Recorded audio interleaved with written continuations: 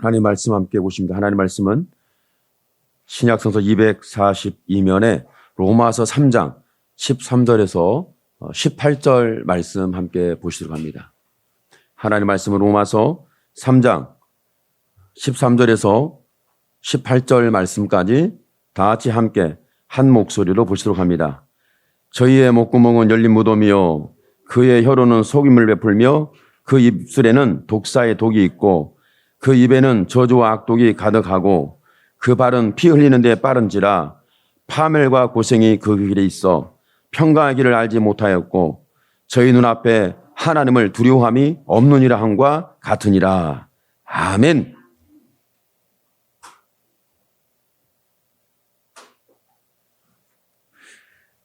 성경에 보면 모든 사람들의 집중하는 게 있습니다. 집중하는 부분이 뭐냐면 마음의 평강입니다. 내 마음이 편했으면 좋겠다. 내가 내 마음을 편안하게 하려고 그러는데 그거 잘 안 됩니다. 누군가가 내 마음에 평강을 줄 수 있는 존재가 있다면 그 존재가 우리에게 큰 힘을 주죠. 뭐 자녀가 됐던 형제가 됐던 이웃이 됐던 누군가가 내 마음을 알아주고 내 마음을 읽어주고 그런 마음 편해져요. 마음 평강이 와요. 그런데 누구도 나를 이해해 주지 못한다. 그러면 왠지 모르게 답답합니다. 그러니까 하나님의 말씀을 통해 볼 때에 어느 상당히 큰 부자였나 봐요. 농사를 지었는데 그 부자가 얼마나 많이 거뒀는지 적게 거둔 게 아니에요. 상상할 수 없을 정도로 많이 거두니까 생각하기를 내가 창고를 헐어야 되겠다. 기존에는 창고를 헐어야겠다. 더 크게 지어야 되겠다. 그리고 차곡차곡 더 많이 쌓아놓고 내가 미래를 계획하고 내가 미래를 준비하고 미래가 안전하고 그리고 내 마음에 이제는 두려움이 없는 그런 자유함이 있는 그런 인생이라고 자기 스스로 생각하고 있을 때에 모든 사람들이 그것을 지금 추구하고 있는 거죠. 여러분의 창고는 적어요, 커요?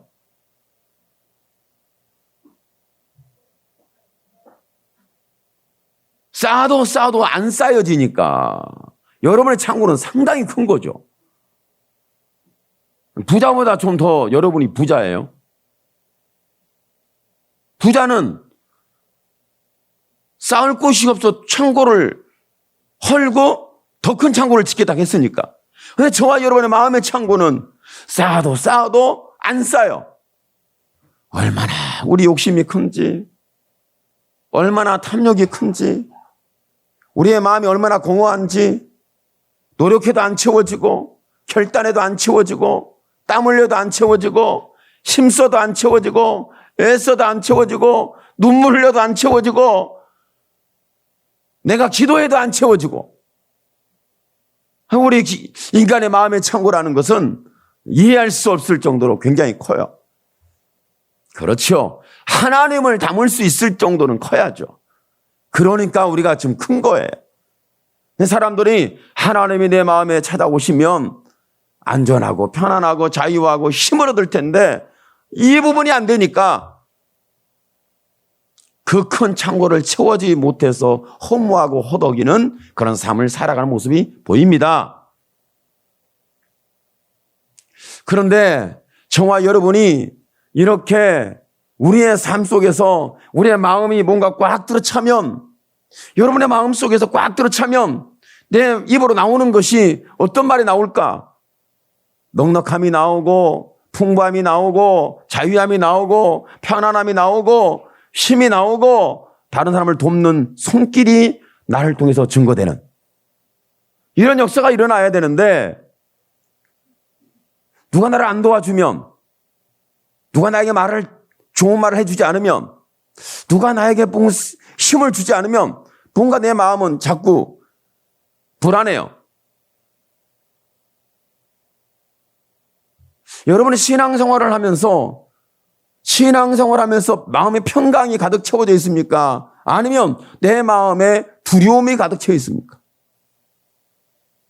여러분에게 묻겠습니다. 여러분은 삶 속에 두려움이 많습니까? 내 삶에 안정된 평강이 많습니까? 대부분의 사람들은 내 마음에 평강이 있을 때는 잠깐이고 대부분은 두려움에 떱니다. 예수 믿는 사람들도 두려워해요. 제가 병원에 전도를 하러 갔는데 병원에 있는 전도를 갔는데 그 청년이 제 기억으로는 27, 28 정도 된 청년이었어요. 27, 28 청년이니까 상당히 혈기가 왕성할 때죠. 그런데 안타깝게도 그 젊은 시기에 암이 자리를 잡았어요.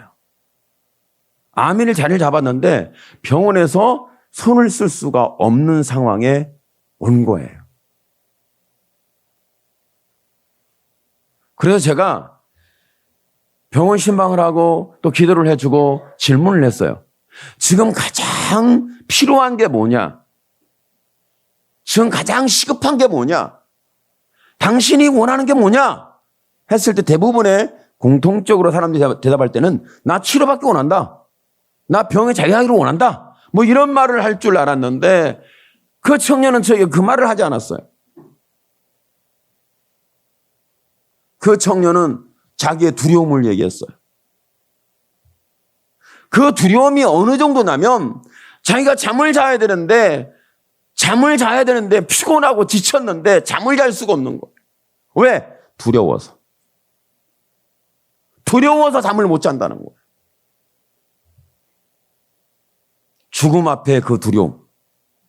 쫓아낼 수도 없고 버릴 수도 없고 이길 수도 없고 폐기 처분할 수도 없고 그 두려움이 계속 밀려오니까 감당할 수가 없는 거예요. 그는 예수 믿는 사람은 아닙니다.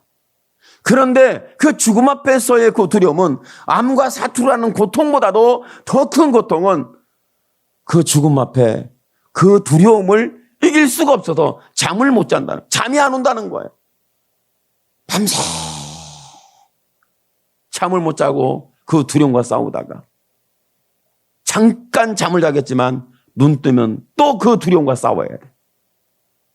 어찌 보면 이 청년은 저와 여러분에게 인생의 철학을 얘기해 주고 있습니다. 인간은 두려움에서 벗어날 수 없다. 이런 철학적인 얘기. 물론 이 철학적인 얘기는 기준이 되기도 하고 모든 사람의 공통점이기도 합니다. 저와 여러분이 자칫 잘못하면 이 두려움에 넘어갈 수가 있어요. 자칫 잘못하면 이 두려움에 떨고 있을 수 있어요. 자칫 잘못하면 이 두려움 때문에 내 삶이 피폐해지고 망가질 수도 있어요. 여러분, 사람은 내 마음이 안정하기를 원해요. 내 마음이 평강이 있기를 원해요. 그러나 불안과 두려움이 엄습해 오면 피할 길이 없는 거예요. 성경에 보니까 욥이라는 인물이 두려워했어요. 뭘 두려워했는지 말씀에서 나오는 부분이 있지만 그가 생일의 잔치를 열고 혹시 생일날 하나님 앞에 부지 중에 죄를 범했을까?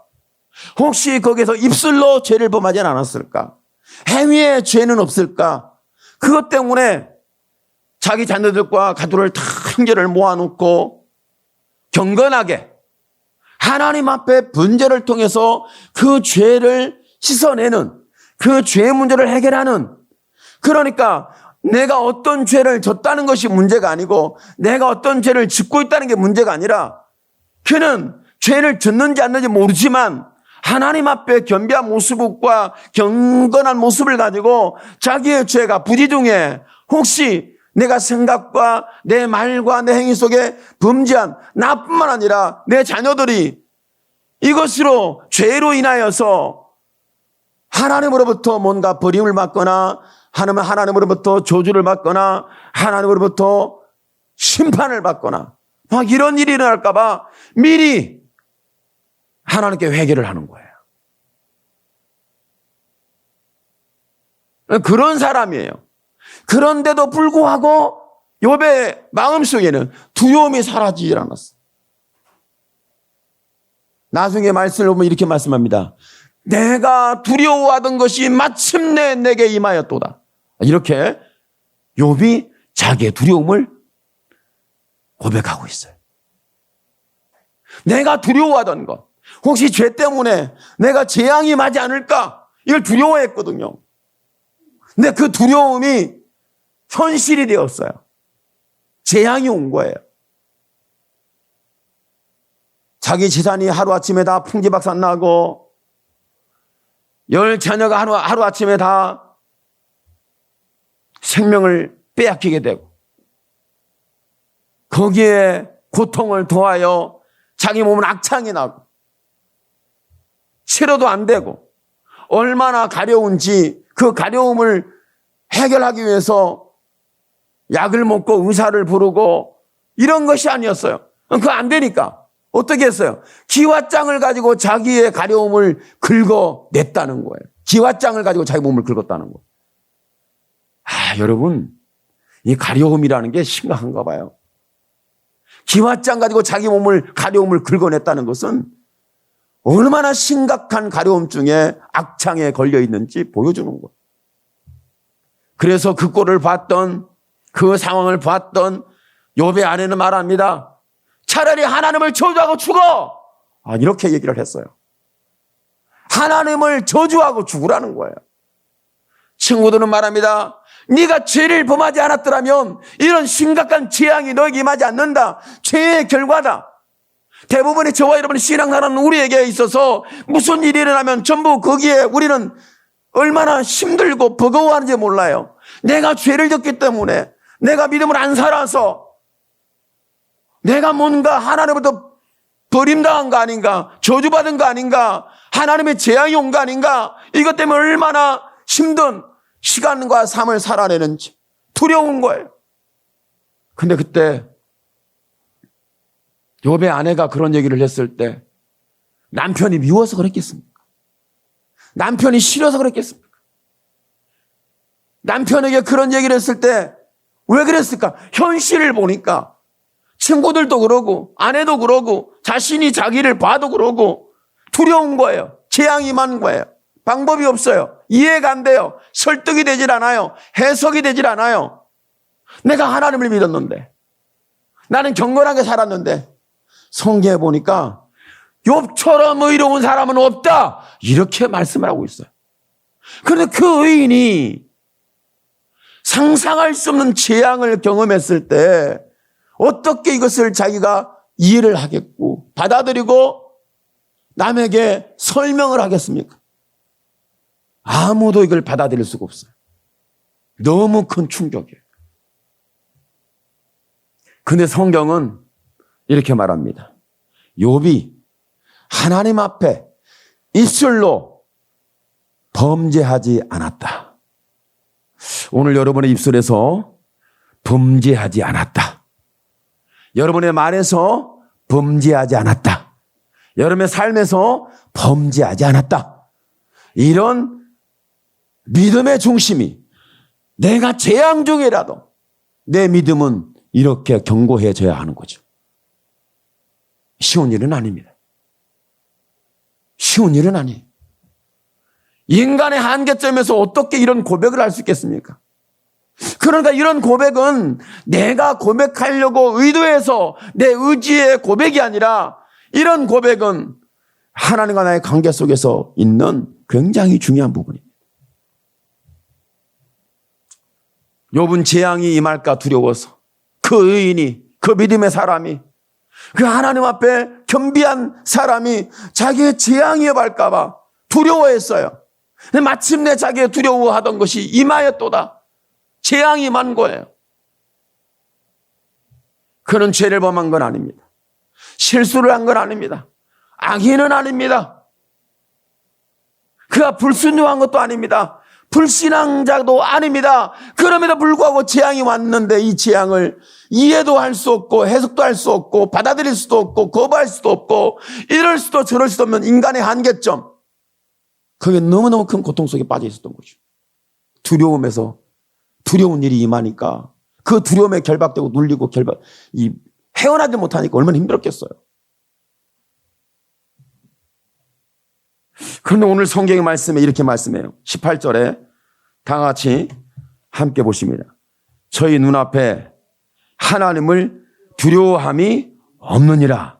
18절 다시 저희 눈앞에 하나님을 두려워함이 없느니라. 하나님을 두려워함이 없느니라. 하나님을 두려워함이 없느니라.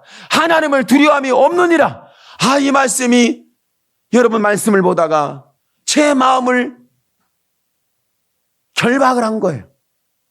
제 마음에 파고든 거예요. 오늘 저와 여러분의 심령에도 이 말씀이 여러분을 사로잡아 주기를 축복합니다. 하나님을 두려워함이 없다. 욥은 하나님을 두려워했어요. 자기의 삶도 두려워했어요. 하나님 두려워하고 자신의 삶도 두려워하고, 이 두려워했던 부분들, 이런 일은 절대, 이런 재앙은 오면 안 돼. 사람이 그런 거잖아요. 참 이상하게 이런 일은 있으면 안 돼. 근데 꼭 그런 일이 있어요. 내가 있지 않아야 된다고 생각하는 것이 있어. 내가 이건 내게 오면 안 돼. 근데 와. 그때 저와 여러분 얼마나 감당할 수 없는지 예수 믿어도 한순간 무너집니다.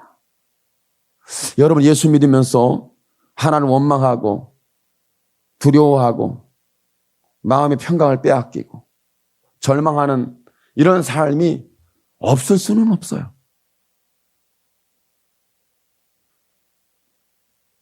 기도하다 보면 저도 절망해요. 저도 두려워. 기도하다가 뭐 좌절이 돼요. 아니 목사님 기도하다가 좌절이 돼요? 좌절이 돼요. 성경의 인물들을 보면 대단했는데 나는 뭔가? 과연 우리 지체들은 믿음으로 사는가? 나는 이렇게 기도해서 말씀을 함께 나누는데 우리 지체들은 믿음으로 잘 사는가? 이런 어떤 고민. 그리고 그럴 때가 많아요. 우리 지체들 속에서 누가 무슨 일이 있다 그러면 마치 제가 죄를 지은 것 같아요. 아이고, 내가 기도 못했어. 아이고, 내가 좀 관심을 못 가졌어. 내가 말씀을 양육을 잘 했으면, 내가 믿음으로 잘 양육했으면, 내가 은혜를 나눌 수 있었으면, 하나님의 존재의 사랑에 대해서 이해하고 같이 공감할 수 있었으면 이런 일이 안 일어날 수 있고, 일어나도 인내하고 견디고 참고 일어날 수 있을 텐데. 근데 어찌 저런 일이 일어날까? 저도 이해가 안 돼요. 저도 이해가 안 돼. 왜 아프지? 왜 힘들지? 왜 어렵지? 왜 지쳐있지? 왜 고통하고 있지? 이해가 안 돼요. 그런데 오늘 말씀 속에 저희 눈앞에 하나님을 두려움이 없느니라. 오늘 여러분은 하나님을 두려워합니까? 아니면 하나님을 좋아합니까? 하나님 때문에 행복해합니까? 아니면 하나님 때문에 마음이 불안합니까? 여러 가지가 있겠죠. 그런데 오늘 말씀 속에 하나님을 두려워하는 일이 없다. 이 말에는 참 이 13절에서 17절의 말씀을 쭉 보면 야, 사람이 그렇구나. 13절을 읽습니다. 시작. 저희 목구멍은 열린 무덤이요 그 혀로는 속임을 베풀며 그 입술에는 독사의 독이 있고 그 입에는 저주와 악독이 가득하고 그 발은 피 흘리는 데 빠른지라 파멸과 고생이 그 길에 있어 평강의 길을 알지 못하였고. 그런데 이 모든 것의 결과적인 부분에는 저희 눈앞에 하나님을 두려워함이 없느니라. 이런 모든 죄의 결과 앞에 하나님을 두려워함이 없느니라.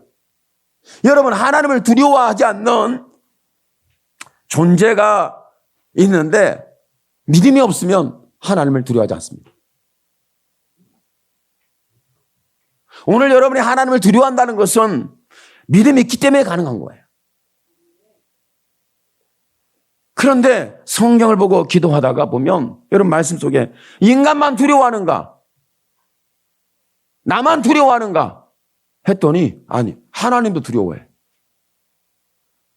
창조주 나의 하나님 그분이 두려워한다니까요. 그분이 힘이 없을까? 능력이 없을까? 지혜가 없을까? 지식이 없을까? 뭐가 부족할까? 왜 그분이 두려워할까? 여러분 하나님이 왜 두려워할까요? 여러분 하나님이 두려운 거 아세요? 하나님이 두려워서 잠을 못 자요. 하나님은 불꽃 같은 눈동자로 주무시지도 졸지도 아니하신다. 이 부분을 볼 때 하나님은 두려워서 잠을 못 주무신다. 여러분만 두려워서 잠을 못 자는 게 아니고 하나님도 두려워서 잠을 못 자요. 하나님 무슨 걱정이 많을까? 나는 걱정이 있어서 그렇고 나는 죄가 있어 그렇고 나는 실수가 실패가 있어 그렇고 하나님은 죄도 없고 실수도 실패도 없는 그분이 왜 두려워할까? 여러분 하나님의 두려움이 있습니다. 하나님이 두려워하는 이유가 있어요. 하나님이 두려워하는 것은 예수님의 피 흘린 피값으로 산 영혼에 대한 하나님의 두려움입니다. 혹시 저들이 나를 떠나지 않을까? 귀는 닫히지 않을까? 혹시 저들이 하나님의 약속의 말씀에 대하여 의문점을 제기하고 믿음에서 넘어지지 않을까? 이런 걱정과 근심성이 하나님이 두려운 거예요. 예수님 피 흘린 피값으로 사 구원을 시켰고 구원을 시켰는데 그들이 나를 떠날까 봐 하나님은 두려운 거예요. 그리고 저와 여러분이 죄를 범했는데 내가 실수를 했는데 내가 낙심을 했는데 내가 불안에 떨고 있는데 두려워하고 있는데 이런 사실들 때문에 저와 여러분이 혹시 하나님을 떠났는데 돌아오지 않는 돌아올 수 없는 그런 죄에 결박되지는 않을까? 우리가 죄를 범하면 하나님은 두려운 것에 의하여 두려움이 깊어지는데 저 여러분 죄를 범하면 하나님 두려워요. 두려움이 깊어지는데 얼마나 깊은 줄 아세요? 혹시 저가 나를 영원히 떠나면 어떻게 되나? 다시 안 돌아오면 어떡하나? 오늘 저와 여러분이 하나님께 돌아오지 않을까봐 이 땅에 있는 수많은 영혼이 하나님께 돌아오지 않을까봐 이것이 하나님이 우리를 사랑하는 사랑이고 이 사랑이 저와 여러분을 보시는 하나님의 눈동자요. 그리고 하나님의 심령에 이런 두려움이 있더니 하나님은 저와 여러분이 돌아오지 않는 회개하지 않는 하나님을 찾지 않는 이런 죄 속에 살다가 마지막 심판인 두 번째 사망이라고 말할 수 있고 지옥의 불이라고 말할 수 있고 구덩이가 죽지 않는 곳이라고 말할 수 있고 한 번 들어가면 나올 수 없는 곳이고 이런 굉장히 이건 하나님도 어떻게 못하는 영역이 바로 지옥이거든요. 심판의 강을 건너면 하나님도 어떻게 할 수 있는 영역이 아니에요. 이것 때문에 하나님은 두려운 거예요. 내가 십자가에 피 흘려서 너를 지명하에 불러난 넌 내 것이라고 하나님께서 불러주셨는데 은혜를 주셨는데 그게 하나님 하나님 경험하게 해주셨는데 혹시 이것을 빼앗고 잃어버리고 나를 떠날까 봐 혹시 이 십자가의 구속의 은혜를 받았음에도 불구하고 그들이 믿음에 실패하고 복음에 붙잡히지 않고 말씀에 붙잡히지 않고 하나님의 사랑에 붙잡히지 않고 십자가의 은혜에 붙잡히지 아니하고 하나님이 심판할 때 그들의 이름이 지워지면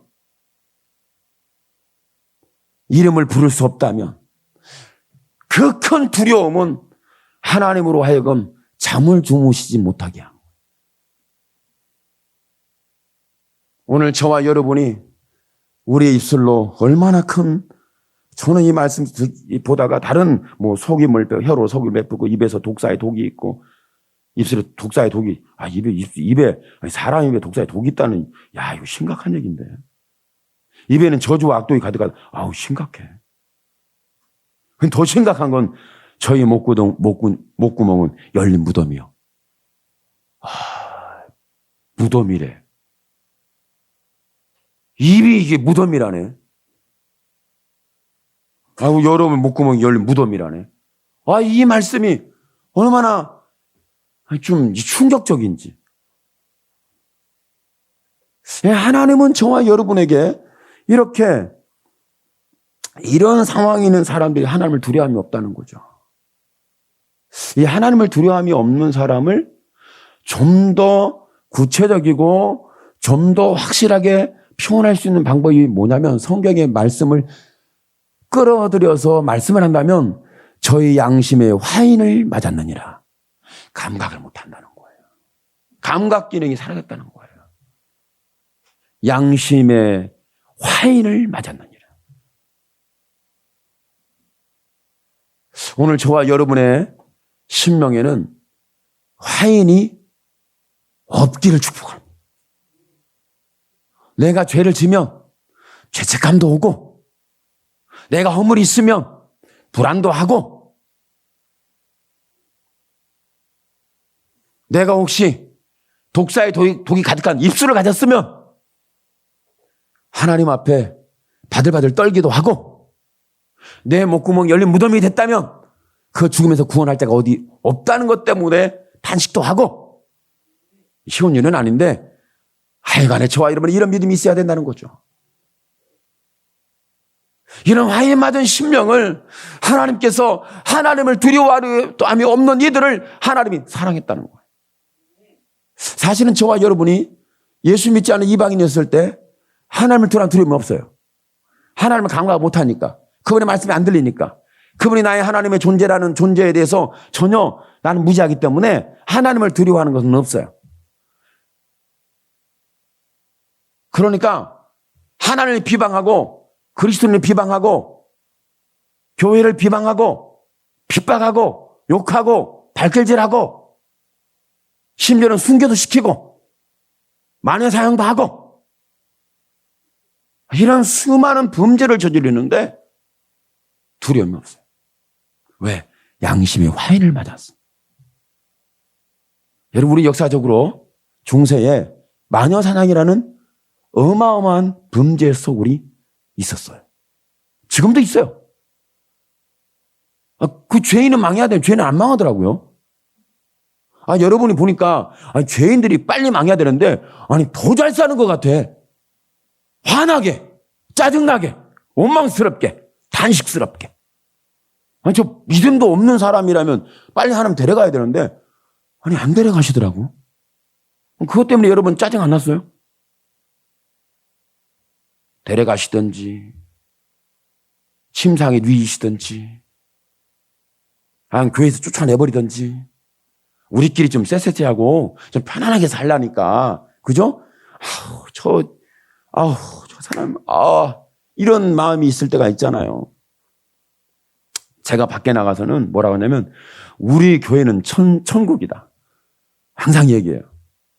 우리 교회는 천국이다. 할렐루야. 여러분 코로나 때문에 두려워요?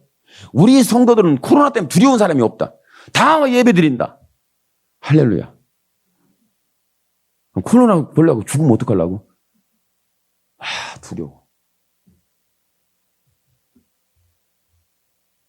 목사님 코로나 걸리면 성도를 다 떠난대. 두려워. 진짜 그런 일이나 이러면 안 되는데. 두려워. 그쵸?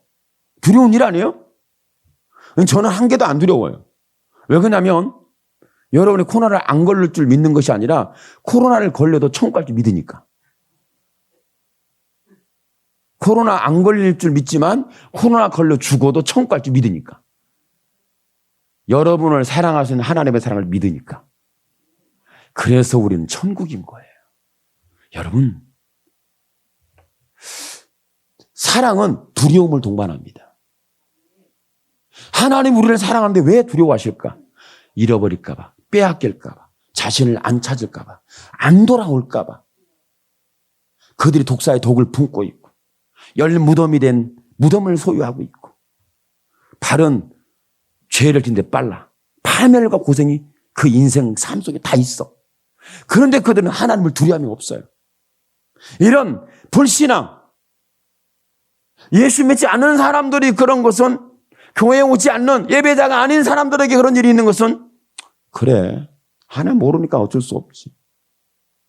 근데 심각한 건요, 교회 왔는데 혹시 그런 삶을 산다면 이건 참 설득할 수가 없고 이해를 시킬 수가 없어요. 아니, 예수 믿는데 왜 그런데? 설명이 안 돼.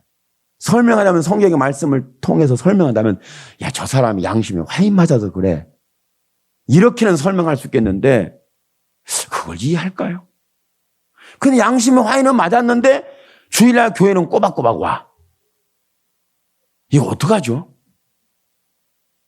오지 말라 갈 수도 없고, 오라 갈 수도 없고, 오지 말라 갈 수도 없고, 말할 수는 없어요. 왜?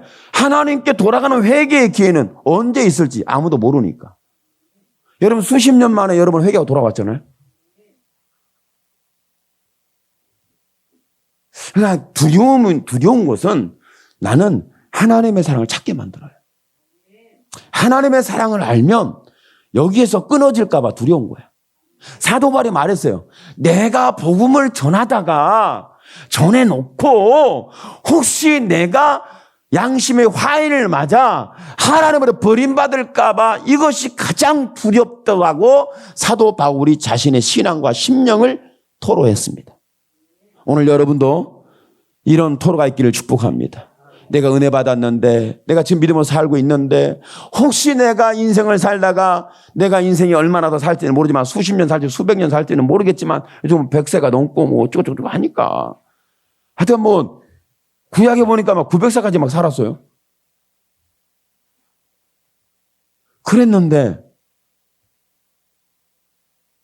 성경에 보니까 그렇지 않습니까? 사울이 왕으로 하나님 부르심을 입었어요. 나중에 보니까 그가 버림을 당해요. 이런 일을 사도 바울이 봤어요. 우리는 성경을 통해서 이런 일을 보고 있지 않습니까? 이것이 저와 여러분에게 있어 가장 두려운 일입니다. 내가 하나님의 사랑을 받았는데 이 귀한 사랑을 내가 삶 때문에, 내 경제권 때문에, 내 인간관계 때문에, 사회적인 관계 때문에 이것이 무너지고 빼앗기고 잃어버릴까 봐 두려워하는 두려움. 그런데 이 두려움이 하나님을 찾게 하는 은혜를 일으킵니다. 이 두려움이 하나님의 사랑이 아니면 안 된다는 불가능한 한계에서 내가 하나님을 붙들 수밖에 없는 은혜를 경험하게 됩니다. 여러분, 오늘 저희는 눈앞에 하나님을 두려움이 없느니라. 그 죄를 쭉 읽어보세요. 이 죄가 있는 죄, 목구멍은 열린 무덤이고 서로 혀로는 소견을 베풀고 그 입에는 독사의 독이 있고 입에는 저주와 악독이 가득하고 그 발은 피 흘린 데 빠르고 밤에 고생이 그 길이 있어 평강이라 하지 못했다. 근데 그들이 하나의 이 모든 죄악에서 가장 극단적이고 가장 지어서는 안 되고 가장 우리가 두려워하는 죄가 뭐냐면 하나님을 두려워함이 없느니라. 이것이 가장 우리에게 있어서 아픈 부분이에요. 여러분, 예수 믿는 사람들 아니면 성경 믿음의 사람들이 가장 두려운 것이 뭐예요? 하나님을 두려움이 없느니라. 이 말씀이, 이 죄가, 이 허물이, 이 약점이, 이 단점이, 이 부분이 저와 여러분이 우리의 마음에 두려움을 일으키는 거예요. 혹시 내가 욥이라는 사람을 보면은 제가 보다가 참 대단하다. 그걸 보기 시작했어요. 욥이라는 사람. 그는 재앙을 받았어요. 재앙이 왔어요. 자기가 두려워했던 거예요. 두려워했는데 그 두려움이 현실화되고 사실화가 된 거예요. 감당할 수가 없어요. 자기 아내도 당신은 이래도 하나님 믿을래? 저자고 죽어 그냥. 이렇게 말할 정도 있으니까 이게 보통 심각한 상황이 아니잖아요. 가장 옆에서 보니까 이건 뭐 불쌍이고 국리를 여기고 안타까이 여길 그럴 정도가 아니야. 예수 믿는데, 그러니까 하나님 믿는데 미리서 경건해가지고 의인 중에 의인이어서 그는 죄를 범하지 않았음에도 불구하고 혹시 부중에 죄를 범할까 그 죄를 용서를 구하고 죄를 씻겨내고 제물로 하나님께 나아가고 막 이런 겸비된 믿음의 삶을 살았던 사람이에요. 그렇게 현장에서 직접 보고 그런 믿음의 고백도 듣고 그 믿음의 현실도 보고 믿음의 모습도 봤던 사람이 바로 누구의 욥의 아내거든요. 그런데 이런 재앙이 오다니 왜 하나님이 당신을 안 지켜줬냐? 왜 하나님 당신을 보호하지 않았냐? 왜 하나님이 이런 재앙으로부터 당신을 이렇게 구원해 주지 않았느냐? 이게 상당히 심각했죠. 옆에서 보니까 멀리 있는 사람 말도 안 해요. 가까이 있는 사람이 비웃고 비방하고 조롱하고 가까이 있는 사람이 우리의 마음의 믿음을 후벼 파두고는 말을 서슴없이 합니다. 옆에 있는 사람이. 멀리 있는 사람은 나한테 시비 단 겁니다. 옆에 있는 사람이 시비를 거는 거지. 여러분 그렇지 않습니까? 근데 두려운 것은 혹시 내가 영혼을 실족시키고 혹시 내가 그런 양심에 화이 맞은 하나님을 두려워함이 없는 두려워하지 않는 이런 죄인 중에 괴수가 될까 봐 이것이 우리에게 가장 두려운 겁니다. 여러분 교회에서 일하는 모든 죄의 사실과 그런 충돌과 다툼에 많은 갈등이 일어나는데 그 속에 저와 여러분이 우리가 이 시간에 하나님 앞으로 나아갑시다. 할렐루야. 여러분의 마음은 재앙이 오든 환난이 오든 핍박이 오든 고난이 오든 죄악이 오든 저와 여러분을 파멸시키려는 우리의 양심을 화인맞게 하는 이런 사단의 세력이 저와 여러분에게 화 있을진저 이런 사건이죠. 평토당한 무덤 같은 바리새인들을 향해서 하는 말씀인데 오늘 저와 여러분에게 이런 말씀이 들려진다면 들려질 때 여러분이 비방의 말로 듣지 말고 저주의 말로 듣지 말고 재앙의 말로 듣지 말고 나를 심판하는 심판의 말로 듣지 말고 혹시 그렇게 들려지는 것이 두려운 일이에요. 그렇게 들려지는 것이 아니라 나를 부르시고 나를 흔들고 나를 깨우고 내 죄를 털어내고 내가 회개하고 하나님께 나아가고 하나님을 찾고 붙드는 역사가 일어나도록 하나님이 나를 부르시는 하나님의 말씀으로 들려지기를 예수님의 이름으로 축원합니다. 아멘. 기도합니다. 주여 살아계신 하나님 은혜를 주신 걸 감사합니다. 하나님 영광을 받아 주옵소서. 하나님 우리는 얼마나 무지한 죄인인지 알지 못합니다.